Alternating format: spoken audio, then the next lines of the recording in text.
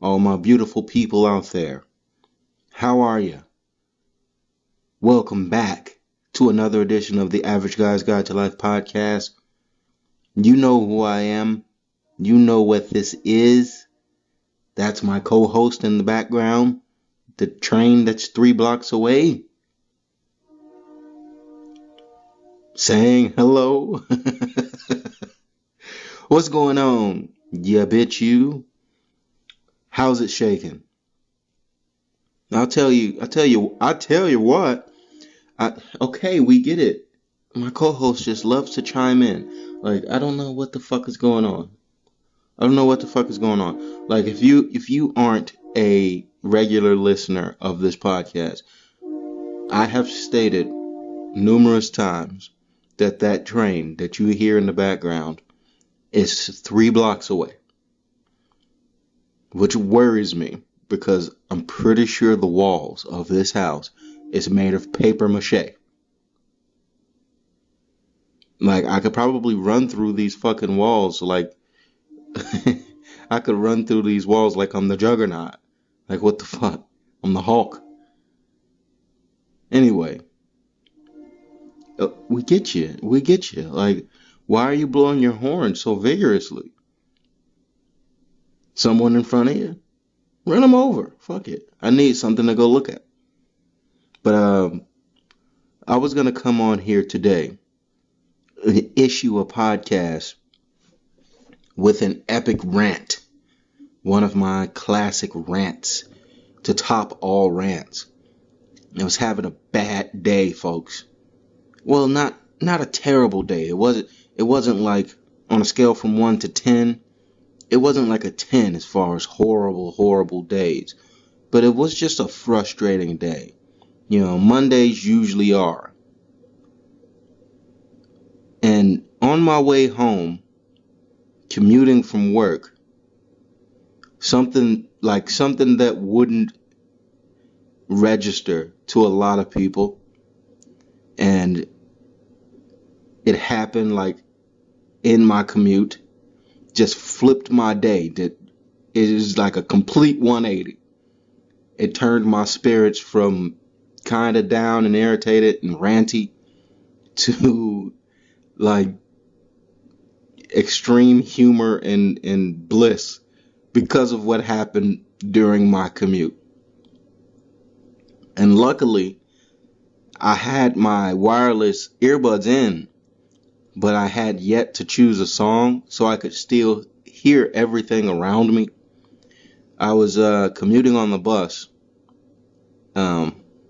and God, I tell you, anything could turn your day around. Like, everything happens for a reason, folks. I'm telling you, everything happens for a reason. And I hope no one takes this the wrong way, but I love the mentally unwell. I love them. I fucking love them. The people that are, slightly off, that clearly have some sort of mental deficiency. I love those folks. I love them. You know, back in the earlier days of comedy, those folks used to be like the punching bag of stand-up comics. It was like easy targets to make fun of people that were mentally imbalanced, that had some sort of retardation. And I'm not saying that word to be funny. Like, I'm saying the actual, diagnosis. I don't know. Like, this is bro medicine here. This is the bro terminology, but they had some sort of mental retardation, and it's easy. Like, it was easy to pick on those folks, even though it's immoral, Despite what you guys may think from listening to prior episodes, I am a moral person. I feel. I empathize with a lot of folks. I really do. And I think, punching low, punching down like that is uncalled for in the realm of comedy. But in the early days, that used to be very common. But I'm here to tell you, I love those folks. I love them. Why? Because a lot of them haven't developed filters. Like they have no filters to their language and what they say to other people. They literally say whatever they think. Like the first thing that pops in their head.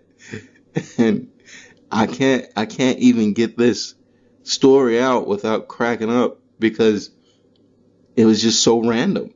It was just so random, and it happened um, without witness, and I happened to catch it by accident because I haven't chose a song to listen to. Now let me paint the picture for you here. I'm just getting off of work, leaving the office. Remember, I'm the average guy. This is my shit. I'm leaving the office. I get on my bus. I take my seat. It was some sleet out. So, I'm shaking myself off, making sure I'm not drenched.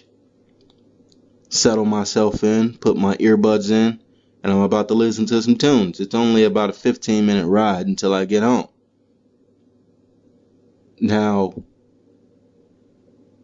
while I'm doing this, I'm hearing a little bit of chirping going on about 3 seats to the right of me.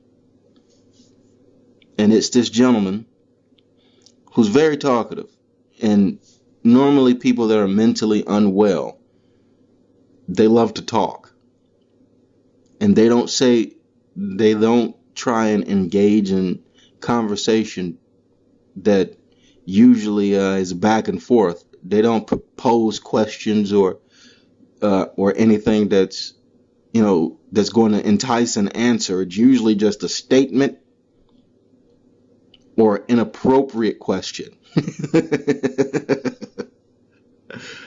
And they just say the first thing that comes in their head. But me knowing this, I wasn't eavesdropping or anything. I just happened to overhear it. And my normal driver, a guy that I'm familiar with, I'm acquainted with this gentleman, he is of the round variety. He's a heavy guy. He's a big fella. Okay. Not very tall. It's about 5'4". It's about 5'4", 5'5". But, he carries, all of the circular, he's just a round person. Okay. And this mentally unwell guy, who's not even sitting close to him, he's sitting a far distance back. He's basically yelling at the driver, asking him random stuff or just saying random stuff like, take your time driving. I'm not in a rush. Stuff like that. He's like, yeah, I'm going to get off at this stop. I'm going to get off at this stop. Normal stuff that you would hear on a public bus. Okay. But then he uttered something that, that I couldn't contain myself. Like I started like literally busting out laughing. And I don't usually do that. Hell, I don't find some comedians funny. But this was like the perfect timing and the perfect execution from this mentally unwell person. And he asked the driver, in all seriousness, without, any sort of cadence in his voice that would mean he was being, demeaning or condescending or patronizing, nothing. It was a genuine question. He asked this driver genuinely because it was the first thing that came in his head. He uttered, "How many times are you going to eat tonight?" And he said it just like that. He said, how many times are you going to eat tonight? And the driver he was kind of, like, you could tell he was kind of shocked by the questioning. Like, he couldn't believe that someone would ask him that. Now, remember, I told you, this is a round fella. And the mentally unwell person is just asking the question because he knows what he sees with his eyes, and he doesn't know that it's inappropriate. He hasn't developed a filter. He asked, and the driver didn't answer. So he asks again, like, in all seriousness. He says, yeah, so how many meals are you going to eat tonight? Driver says, one. Just one. He's like, yeah. He's like, that's it? Like, yeah, just one. And the mentally unwell guy's like, "Ah, that's all it takes? That's all you need is one, huh?" Oh my God. Like, me sitting on that bus, that, like, the timing and the way that he said it was absolutely perfect. And I don't know, in the retelling of this story, if I did it any justice. I tried to paint the picture as vividly as I could. But just know that and witnessing that made my day from a kind of shitty day to a very lovely day. And not because I was laughing at the man's expense, at the driver's expense. I was just laughing at the entire situation of how this man is not mentally well. And he doesn't know that you shouldn't ask a man of his stature that question. You just shouldn't. I mean, it's a societal norm that you don't question people that are overweight about their weight. You don't think they see it. You don't think they know. You know, they see themselves every day in the mirror. But he didn't know. And he didn't care. Oh my God. Oh, hopefully that tickled you as much as it tickled me. Okay. And hopefully your Monday has been brightened up a little bit because of that story. But now I am going to go on a bit of a rant. I mean, I said I wasn't going to, but I am. Because this has been on my mind all week. All last week, I should say. And I just never said anything about it. It's not going to be an angry rant. I don't want people to think I'm an angry person. I'm not angry. I'm really not. I'm not angry. I'm not aggressive. I love everybody. I love everybody as long as you're not a piece of shit. Like, I think I've said that numerous times. As long as you're not a piece of shit with piece of shit intentions. I don't have anything against anyone. Seriously.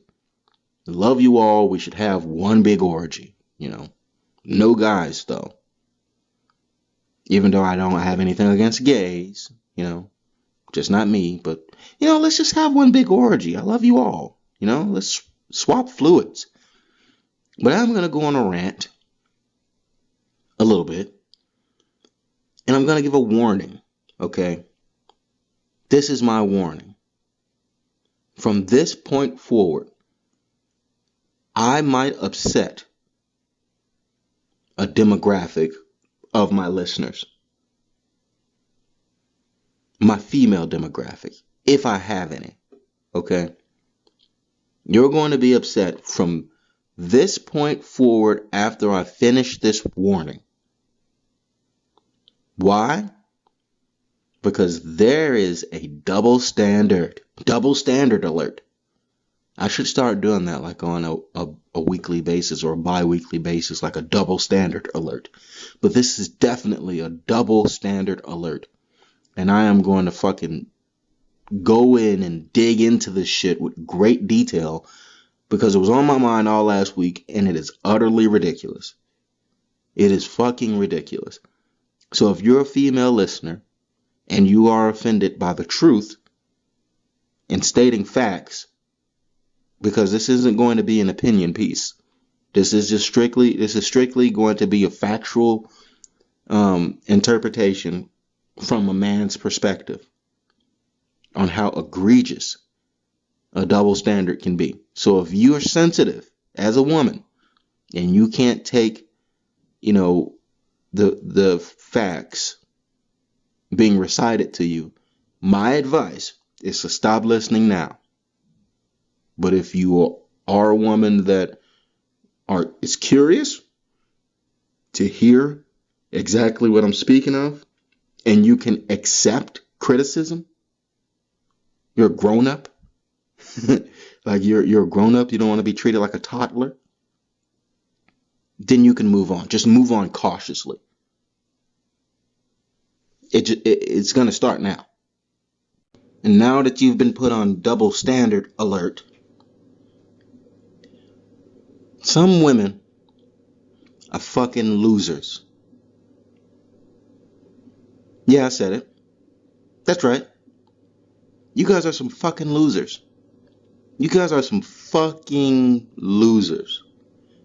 As much as you like to call men lames, deadbeats, losers, good for nothing, why is it okay, in the same token, on the back of the same coin, for a woman to be a loser?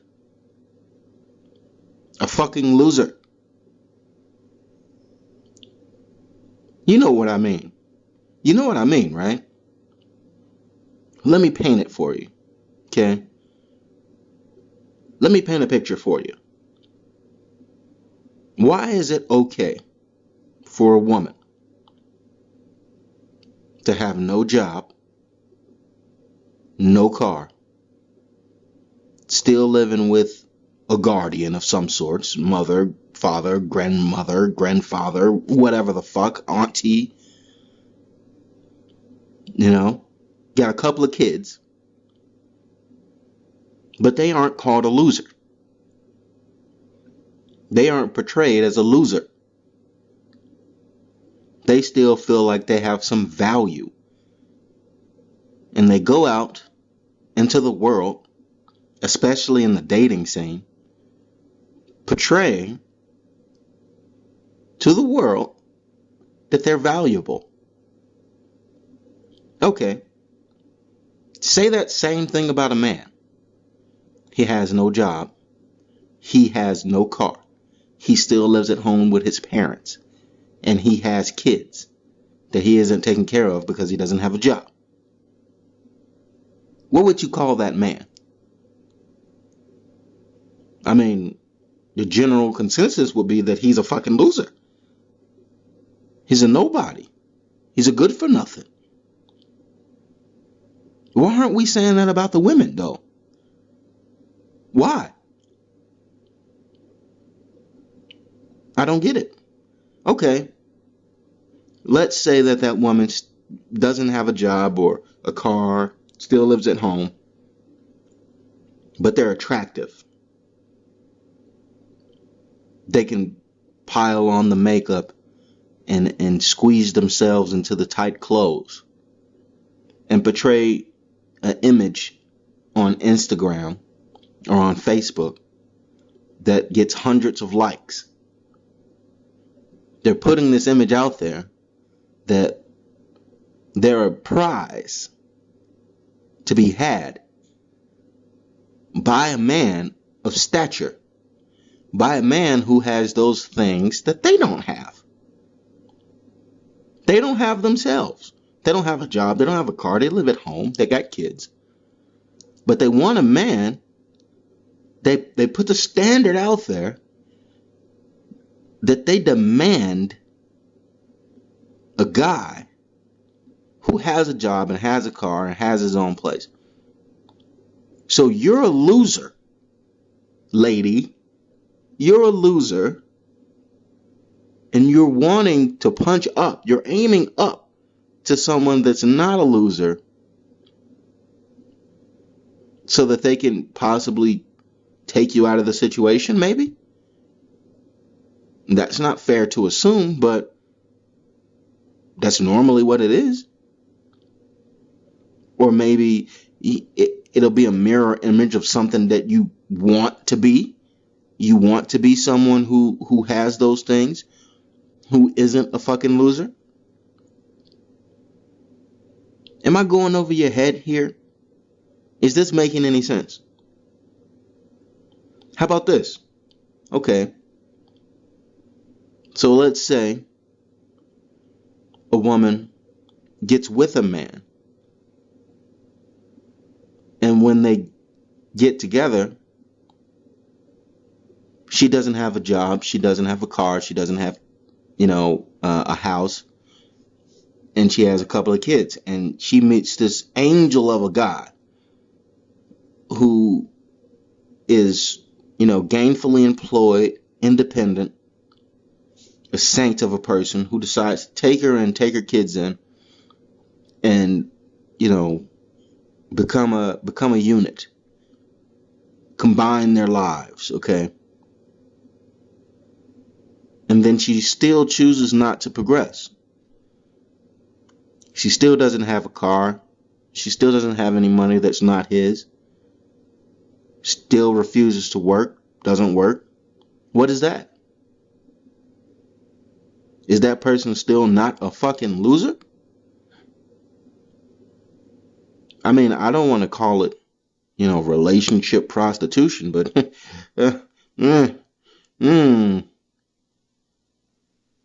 I'm just saying. This is one of the most ridiculous double standards in the world. It's crazy. And I'm not saying that just trying to go to bat for men. Like, no. I mean, I think everyone should find independence in this world. Like, you should find yourself, you should know yourself, and you should know what independence looks like without depending on another person, male or female. I think everyone should experience that, not just men. So I'm not going to bat for men. I'm not defending a loser man either. If you a jobless, carless, houseless motherfucker of a dude, you a fucking loser too. You a loser. But in my eyes, if the gender was flipped, you both losers. Both of you. So if anything, the woman that ain't got shit going for her, your perfect match is a fucking dude that ain't got shit going for him either. Y'all belong together. That's all I'm saying. Like, don't be trying to scoop up all the good men out here, using your looks or whatever, using your sexual appeal. Don't be trying to scoop all the good men up out here when there's good women out here that have more going for them that would be better suited for those good men. Stay in your lane. Ho? Stay in your lane. The bum lane. Fucking hobo lane. Stay in that lane. The lane with all the garbage and diapers. Stay in that lane. That once a year waiting for tax money lane. Stay in there. Because I know it's way too many good women out here. And y'all do the opposite. And that's so baffling to me. Y'all do the motherfucking opposite. Y'all go out here, you women, you good women that got jobs, careers, and cars and homes, and no children. Y'all dumbass go out here for the loser men that ain't got no job, no car, still live at home. Yeah, and just got out of prison. Y'all do the opposite. Y'all go out here for these loser guys. Why? Because they got the bad boy appeal or some shit? Because they got drip, as the kids would say? Because they got swag? You want a bad boy with drip and swag, but he ain't got no education, no future. What the fuck is so appealing about that? What the fuck is wrong? What the fuck is wrong with y'all? Damn. It's not hard. It's not hard.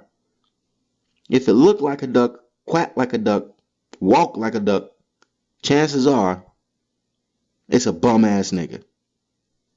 I'm just saying. Y'all done got me going now. It's a double standard, folks. It's a fucking double standard. Y'all some fucking losers. Y'all some fucking losers. Losers should date losers. Like, if you just got out of prison, as a dude, your first option should be the bitch that ain't got nothing going for her. You know, don't be trying to punch up, you worthless motherfucker. Don't be trying to punch up, trying to get you a career woman. Nah, stay in your lane, you fucking felon. Stay in your lane. Go find a chick with 7 kids, never had a job, and live off her tax money all year long. That's your lane, fam. Get used to changing diapers.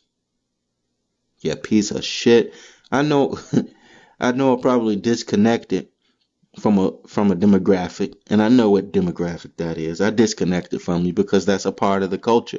But it's a dumbass part of the culture.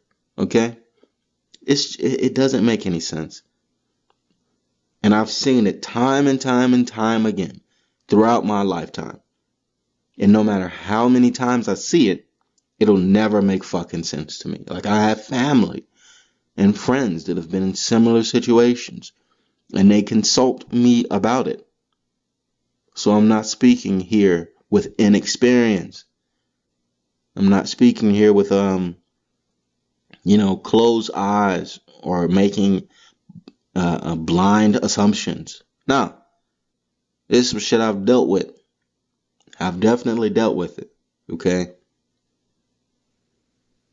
So hopefully that made sense, and I didn't upset too many people, because I recently heard that I'm way too aggressive with my opinions sometimes. Motherfucker, this ain't no opinion, this is fact. And anybody with 2 cents to rub together know this is a fucking fact. And if you ain't got 2 cents, I got a jar full of pennies for you. Okay? I'm just saying.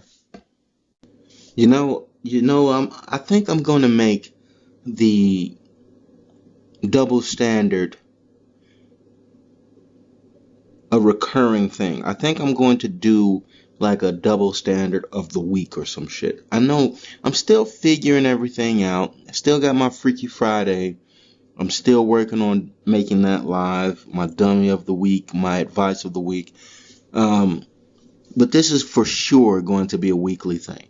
For sure. And I'm not just going to pick on the ladies. I'm going to pick on the guys too. My double standard of the week, because I think this one deserves some thought. And that's going to lead me into my advice of the week. I know I haven't been consistent with these things. Like I said, this isn't fucking scripted, okay? You got to give me a break. You got to give me a fucking break here. I'm doing the best that I can. Okay, I promise I'm going to write it down now. I'm going to write down my weekly things that I'm going to do. Dummy of the week, advice for the week, and double standard of the week. I'm going to split it up. I'm not going to do all 3 on one episode. So this episode, I'm going to give you some advice of the week that bleeds from my double standard of the week. So this will be a rare occasion where I do a two for one. A twofer. So my advice is, if you're a male or a female, you got a PP or a vajayjay, okay? Doesn't matter. My advice is to acknowledge something that you live with in your gender, in your assigned gender, something that you live with that the other gender doesn't have to worry about.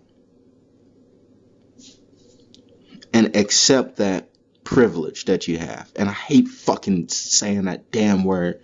Hate it, because it's associated with,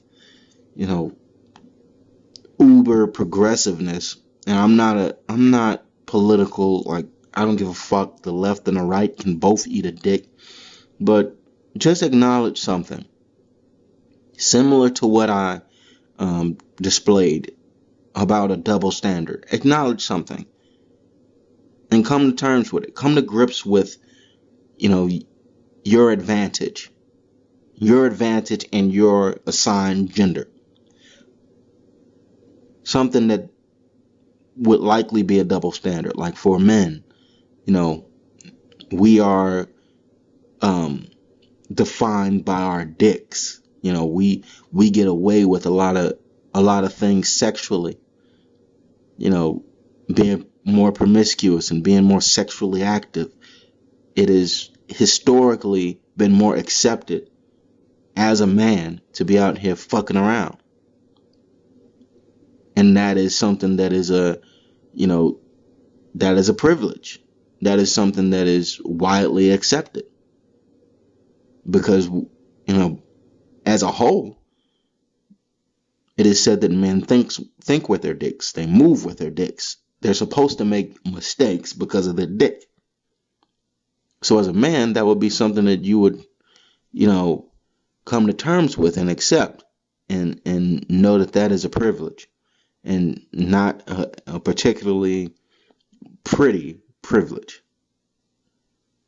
That's just an example of what, I'm saying that your advice should be, okay? Just pick something out in your specific gender, acknowledge it, dissect it, accept it, and come to terms with it. And be honest with yourself about it. Be honest with yourself, because we as humans and as individuals, we don't dissect ourselves enough. So take this moment to do that. Okay? You fuckos and fuckettes. You got me? I'll talk to you next time. Bye-bye.